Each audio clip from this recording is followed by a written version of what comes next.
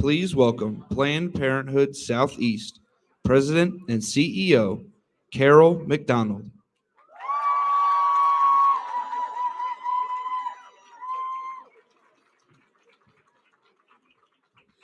Good afternoon, Savannah.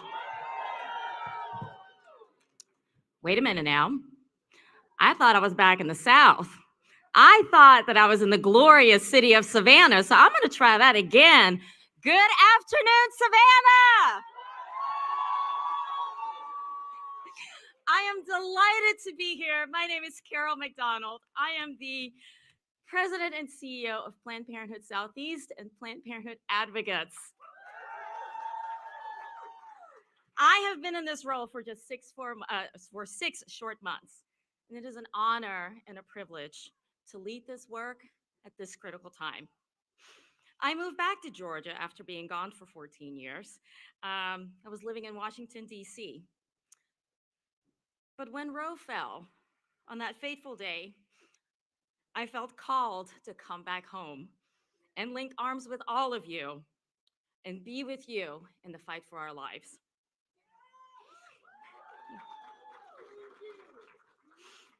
Today, we come together in community to share our joint outrage at the attacks on reproductive freedom and to lift up the work that is done at the highest levels to make sure that we win those freedoms back.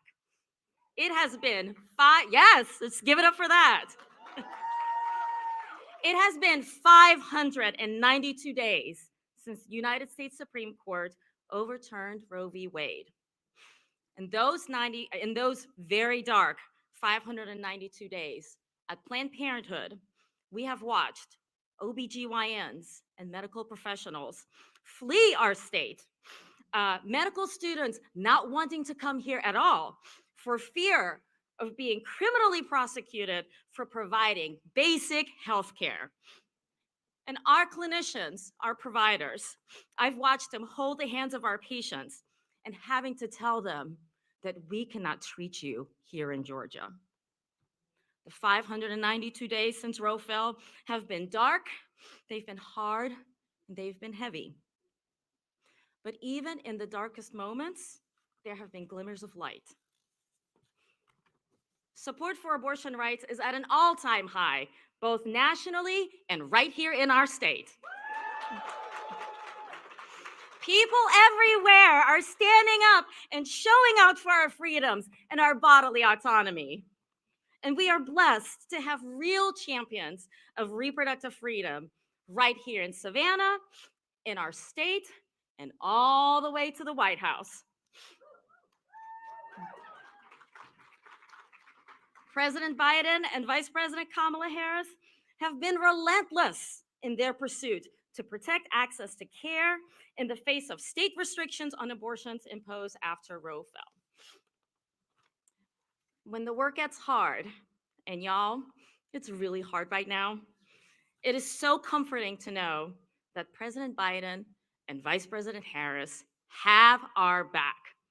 And that is why I am so honored to introduce a longtime champion in the fight for reproductive rights, someone who has fought for us across America as a district attorney, as attorney general, as a United States senator, and now as the first woman in history to be elected Vice President of the United States.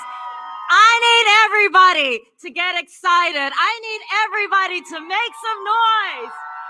Let's give a loud and proud Peach State welcome to our Vice President, Ms. Kamala Harris.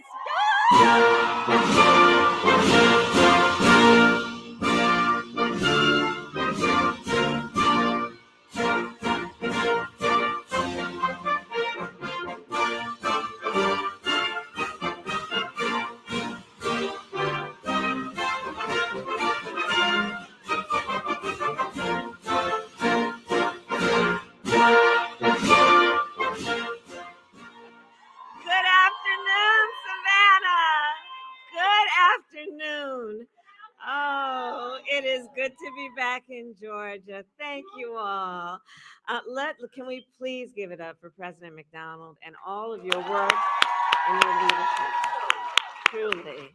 And I want to thank you for all of your courage and your tireless work. Mr. Mayor, where are you? There is our mayor. He greeted me on the tarmac when I landed on Air Force Two. He has been such a friend to our administration and a great national leader. And Mayor, I want to thank you for your powerful leadership of this great city. Thank you. And I know they're working hard in Washington, but I want to recognize Senator Raphael Warnock and Senator John Ossoff. They're in DC today for votes, but I will say, Georgia, you have two extraordinary senators, and they are always fighting on behalf of the people of this state. And to all of the leaders who are here, and there are so many, I want to thank all of you for the work that you do to uphold one of our nation's highest and most important ideals, and that is the ideal of freedom. Freedom. Freedom is fundamental to the promise of America, to the promise of America. Freedom of speech, freedom of worship, freedom of assembly, the freedom to vote. In America, freedom is not to be given, it is not to be bestowed, it is ours by right. By right. And that includes the freedom to make decisions about one's own body and not have the government telling people what to do. 51 years ago, in the case of Roe versus Wade, the United States Supreme Court recognized the fundamental constitutional right to reproductive freedom. And for nearly half a century, Americans relied on the freedoms protected by Roe. However, 19 months ago, the highest court in our land, the Court of Thurgood and RBG, right, took a constitutional right that had been recognized from the people of America, from the women of America. And now we must speak of Roe in the past tense. In states across our nation, extremists have proposed and passed laws that criminalize doctors and punish women. Laws that threaten doctors and nurses with prison time, including right here in Georgia, even for life in some states, prison for life, simply for providing health care. Laws that in some states make no exception, even for rape and incest. Now, I know it's a difficult conversation to have, but we need to face reality, right? As many of us know, and many of you may know, I started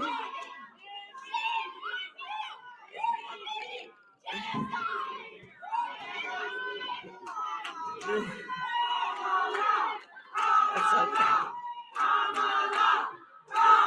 Thank you.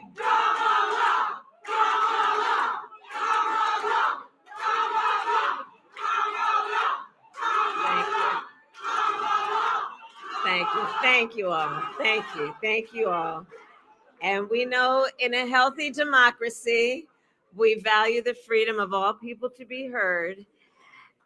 But right now we are talking about a different issue, and that is the issue of what has happened to the women and people of America as a result of the Dobbs decision. So as I was saying, no exception even for rape or incest. And we must have difficult conversations about what that means. As many of you know, I started my career as a prosecutor specializing in crimes of violence against women and children. But what many of you may not know is why. So when I was in high school, one of my best friends I learned was being molested by her stepfather. And when I learned, I said to her, you gotta come and stay with us. And I called my mother, and my mother said, of course she has to come and stay with us, and she did. So the idea that someone who survives a crime of violence, a violation to their body, would then be told they don't have the authority to decide what happens to their body next, that's immoral. And let us all agree, one does not have to abandon their faith or deeply held beliefs to agree. The government should not be telling her what to do with her body. If she chooses, she will consult with her pastor, her priest, her rabbi, her imam, but it should not be the government telling her what to do. So this is, in fact, a healthcare crisis. And in that way, there is nothing about this moment that is hypothetical. Today, in America, more than 1 in 3 women of reproductive age live in a state with an abortion ban. 1 in 3 women of reproductive age live in a state with an abortion ban, including more than 2.5 million right here in the state of Georgia. And let us understand what that really means. Let us understand the horrific reality that women face every single day since the Roe decision was overturned. Folks, I have met women who have had miscarriages in toilets because they were refused care. I met a woman who went to an emergency room during a miscarriage and was turned away repeatedly because the doctors there were afraid they might be put in jail for helping her. And it was only at the point that she developed sepsis that she received care. Think about this fact. Of the number of women, and this is difficult to talk about, guys, I know that, but this is the reality of what's happening in our country. Of the number of women who became pregnant because of rape since this case came down, it is estimated that tens of thousands are in a state with a complete abortion ban. Now think about what that means. In Georgia, women face a 6-week abortion ban before many women even know they're pregnant, which, by the way, tells us these lawmakers, either they don't know how a woman's body works or they just don't care.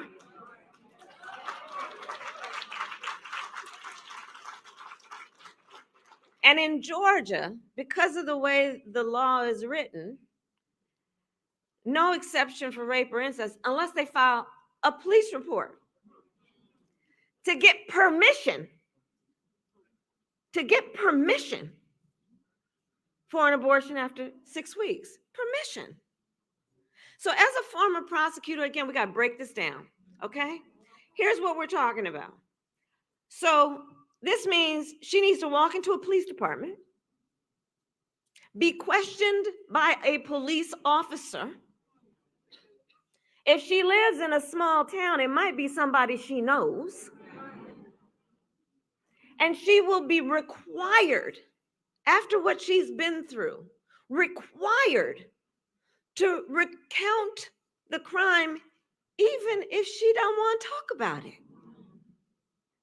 She will be required to report on someone even though the consequences of that may expose her to more harm, simply because she wants to exercise her right to make a decision about what happens to her body next. Think about what this means. And for many of these women, all of this means that in order to access the care they need, they have to leave Georgia. They have to leave their home. They have to leave their family or friends who might be with them through this moment to give them comfort and care, to travel to a state that protects reproductive freedom. And understand there's only one state in the South without an abortion ban, the state of Virginia. In the entire South, 1. A 6-hour drive from here in Savannah. Now, the majority of women, we also know, who have abortions are mothers. So again, let's break down what this means. For her to travel to receive care, well, God help her if she does not have paid leave or affordable child care. God help her if she does not have the savings necessary to buy a plane, train, or bus ticket to get where she can receive the care she wants and needs, or to book a hotel room. And by the way, while these extremists behind these laws say they are motivated by the health and well-being of women and children, while they say that, they have been silent on the crisis of maternal mortality. Silent. Georgia has one of the highest rates of maternal mortality in our nation. Black women are 3 to 4 times more likely to die in connection with childbirth than other women. And the top 10 states with the highest rates of maternal mortality all have abortion bans. The hypocrisy abounds. So, Georgia, there is a profound harm happening in our country because of the state of the law. The reality in real time across our country is that for every story we hear, there are so many we don't. Today, an untold number of women are silently suffering. Women who are being judged, who are being made to feel as though they did something wrong, that they should be embarrassed, made to feel alone. And I say, I do believe that as a nation, that is not what we stand for. I do believe that. So I say to these women, we see you, we see your incredible strength, and we are here with you. And in this healthcare crisis, please do understand who is to blame.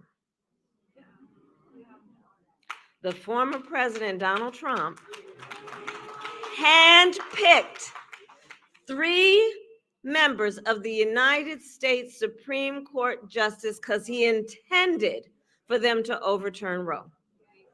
He intended for them to take your freedoms. And it's a decision he brags about.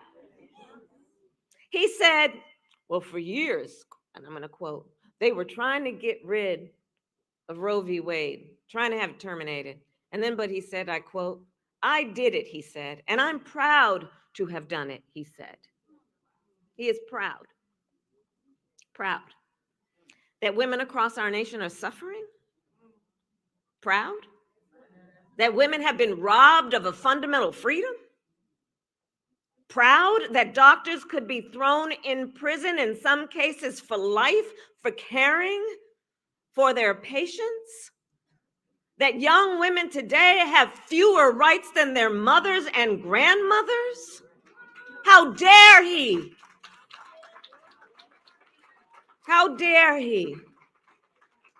Understand, the former president is the architect of this healthcare crisis. And the extremists are not done. In the United States Congress, extremists tried to pass a national abortion ban to outlaw abortion in every single state. But what they need to know is that if Congress passes a national abortion ban, President Joe Biden will veto it.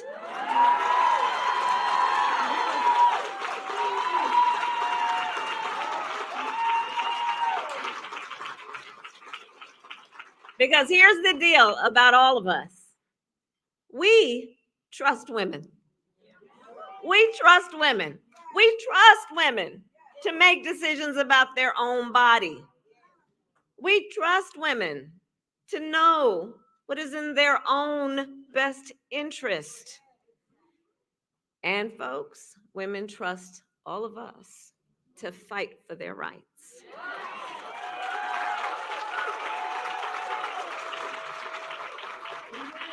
And to protect their most fundamental freedoms. And it is going to take all of us. And it is going to take all of us. And we're ready. I see that.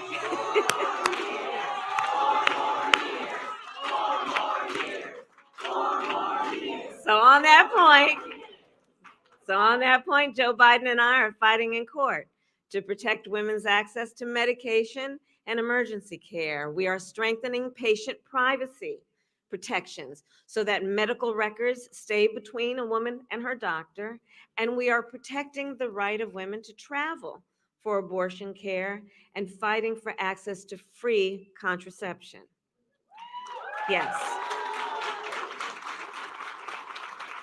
And the bottom line is, to truly protect reproductive freedoms, we must restore the protections of Roe. What the United States Supreme Court took away, Congress can put back in place, but we must have a majority in the United States Congress who simply agree that the government should not be making those personal decisions for people. And when Congress passes a law that puts back in the protections of Roe, Joe Biden will sign it.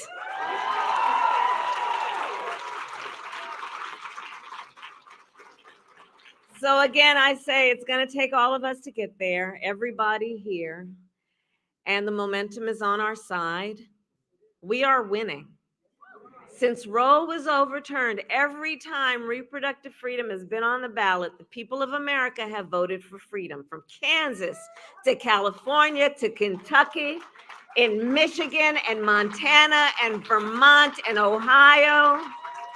The American people have voted for freedom, and not by a little, but by overwhelming majorities.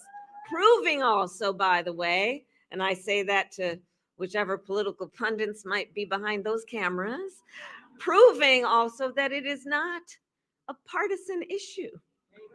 Tens of millions of Americans in red states and blue marched to the polls in defense of fundamental freedoms. And so with that, I say, the voice of the people has been heard, and it will be heard.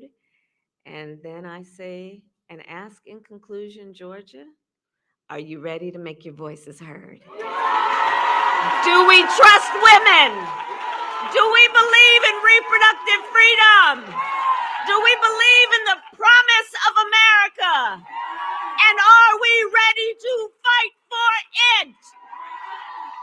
And when we fight, we win. God bless you. God bless America. Thank you all.